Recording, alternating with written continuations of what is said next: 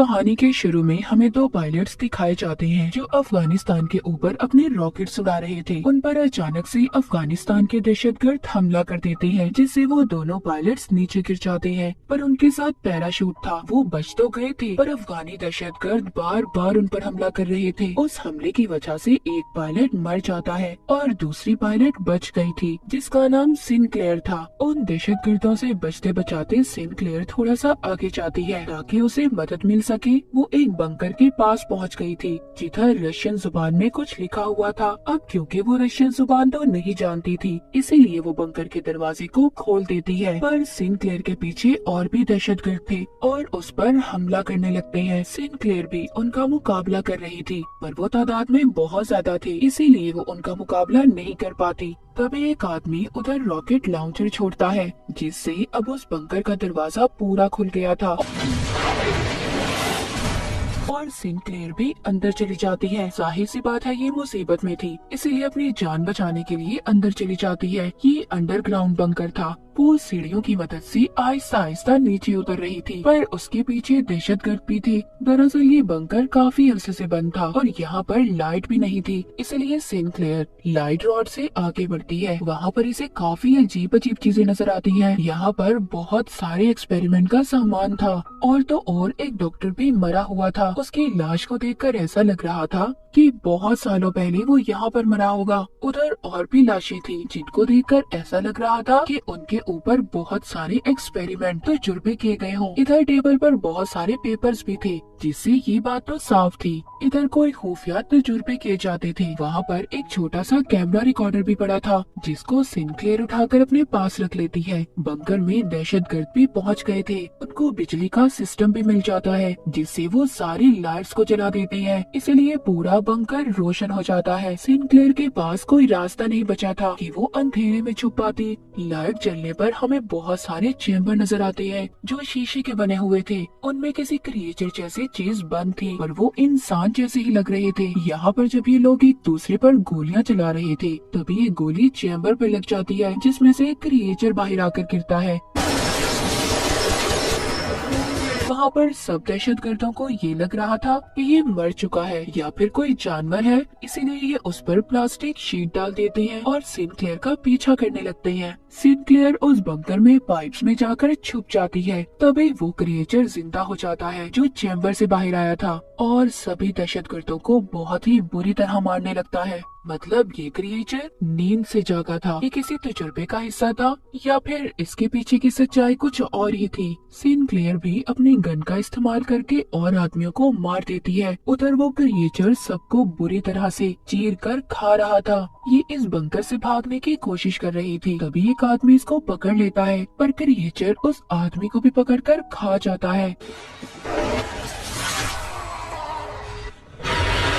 Sinclair बाहर आ जाती है और बाहर आकर उस क्रिएचर पर बार बार गोलियां चला रही थी, जिस वजह से वो क्रिएचर अंदर चला जाता है। फिर जल्दी जल्दी उस बंकर के दरवाजे को बंद करने की कोशिश करती है। क्रिएचर का मुंह दरवाजे में ही फंस गया था, पर उस दरवाजे के चेन को सिनक्लेयर ने लगा दिया था ताकि वो बाहर ना पाए। उधर बाहर एक आदमी था जो क्रिएचर को देखकर भाग रहा था, पर ये उन्हीं दहशतगर्दों का साथी था। सिनक्लेयर भी मदद के लिए आगे भागती है। जब थोड़ा सा आगे जाती है तो उसे आर्मी के कुछ लोग मिलते हैं जो उसी को ढूंढ रहे थे, जिनको सार्जेंट हुक लीड कर रहा था। हुक बताता है कि हम लोग तुम्हें ढूंढने आए हैं क्योंकि आर्मी में 2 पायलट्स के लापता होने की खबर मिली थी, जिस पर सिनक्लेयर बताती है कि मेरा साथी मुझे बचाते हुए मर चुका है। जिसके बाद हुक इसको बेस पर लेकर आता है। सिनक्लेयर कहती है कि मेरी फैमिली को बता दो कि मैं ठीक हूँ। हुक कहता है तुम्हारी फैमिली को बता दिया गया है कि तुम बिल्कुल ठीक हो।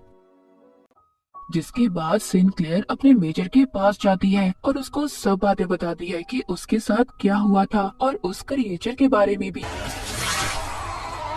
पर वो उसकी बात सुनकर कहता है कि ऐसा कुछ नहीं है, बस तुम पर कुछ लोगों ने हमला किया था, तुम मुझसे डर गई हो और मेरे ऊपर सारी जिम्मेदारी है। मैं अपने सोल्जर्स, अपने सिपाहियों को मुसीबत में नहीं डाल सकता। उधर दोबारा भेजकर, और जिस बंकर की बात कर रही हो ऐसा कोई बंकर नहीं है यहाँ पर। सिनक्लेयर कहती है अगर आप मेरी बात नहीं मानना चाहते तो मुझे घर भेज दें। जिस पर मेजर कहता है कि अभी कोई वापस नहीं जा सकता और उसे जो कैमरा रिकॉर्डर मिला था उसको भी अपने पास रख लेता है। जिसके इसके बाद सिंक्लेयर हुक से मिलती है और उसे बताती है कि पता नहीं क्यों मेजर मेरी बातों पर यकीन नहीं कर रहा। हुक उसके बारे में बताता है कि पहले बहुत अच्छा कर्नल था, बाद में उसको मेजर की पोस्ट पर यहाँ पर भेज दिया गया। जब से वो यहाँ के सारे मामलात को देखता है। सिंक्लेयर जब अपने आप को चेक करवाने डॉक्टर के पास जाती है तभी ये उस आदमी को देखती है जो बंकर के बाहर इसको मिला था। दरअसल इसको आर्मी टीम ने पकड़ लिया था। उधर हुक आता है। सिंक्लेयर अब हुक को सारे मामले के बारे में बताती है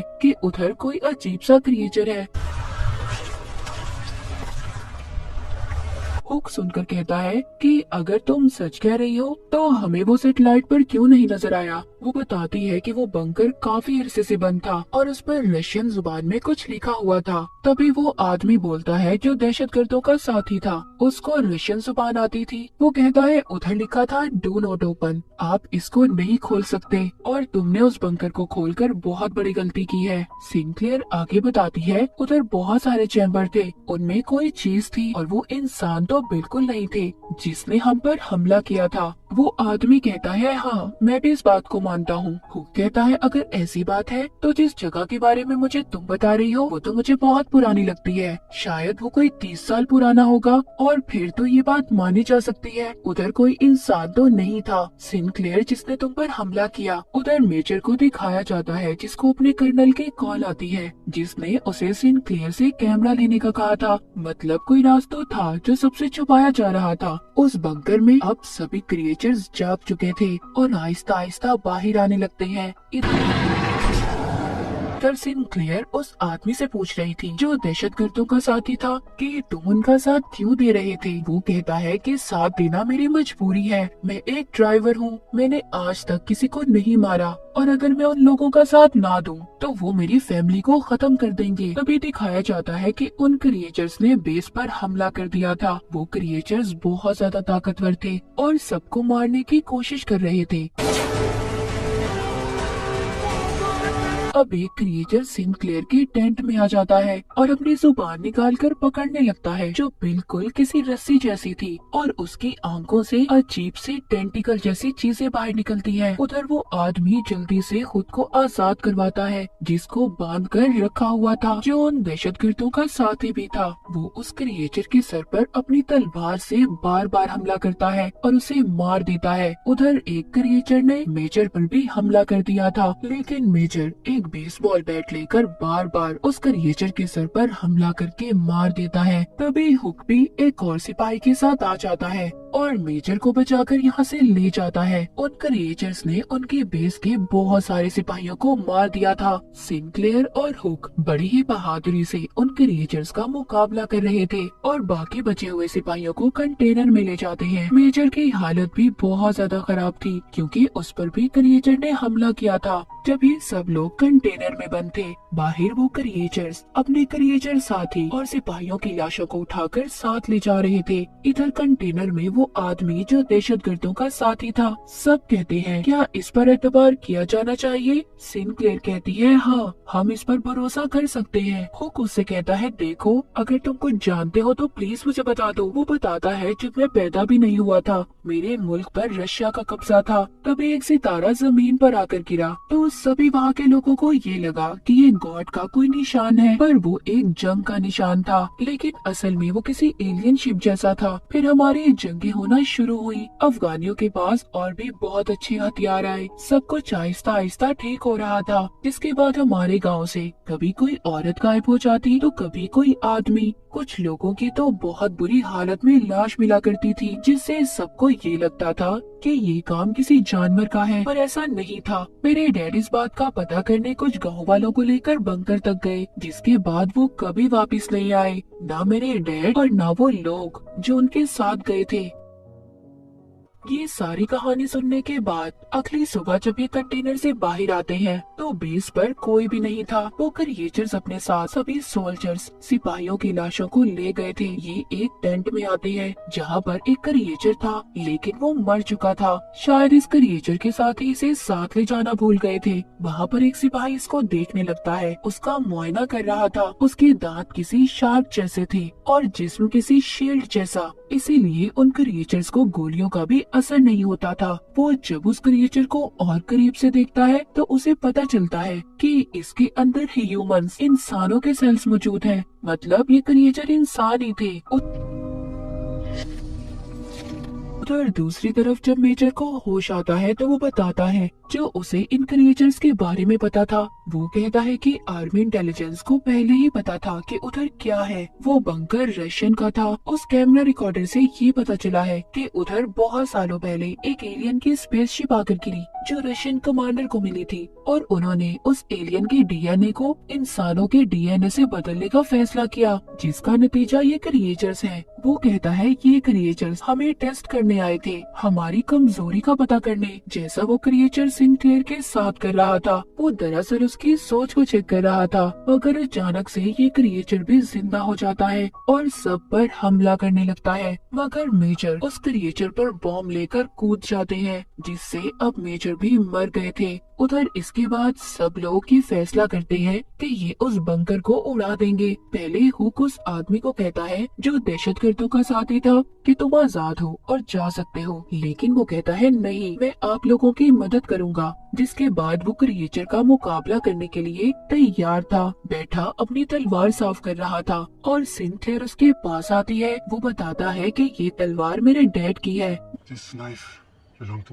जिसके बाद अब वो सभी मिलकर उस बंकर के पास जाते हैं और उसको उड़ाने की तैयारी करते हैं। यानी कि ये लोग उसको ब्लास्ट करना चाहते थे, पर तभी अचानक से एक क्रिएचर हुक को अपने साथ ले गया था। सिंक्लेयर को हुक की आवाज आती है जो कह रहा था कि तुम यहाँ से चले जाओ, पर वो कहती है नहीं, तुम्हें ऐसे छोड़कर नहीं जा सकती, मैं तुम्हें बचाऊंगी। जिसमें सिंक्लेयर का साथ बाकी सब भी देते हैं। तभी उनका एक साथी रेडियो पर सुनता है कि इस सेक्टर को उड़ा दिया जाएगा, जिसके बारे में वो सिंक्लेयर की टीम को भी बताता है जो हुक को ढूंढने बंकर के अंदर गए हुए थे। उन्हें हुक मिल जाता है, पर वो उस जगह पर था जहाँ पर बहुत सारे सिपाहियों की लाशें पड़ी हुई थी, जिन्हें वो क्रिएचर्स खाने के लिए यहाँ पर लाए थे। तभी एक क्रिएचर हुक पर भी हमला कर देता है, उसको अपनी जुबान से पकड़ लेता है। हुक उसकी जुबान को काट कर बार बार उस पर हमला करता है और उसे मार देता है। इन क्रिएचर्स को सिर्फ इनके सिर पर ही हमला कर मारा जा सकता था।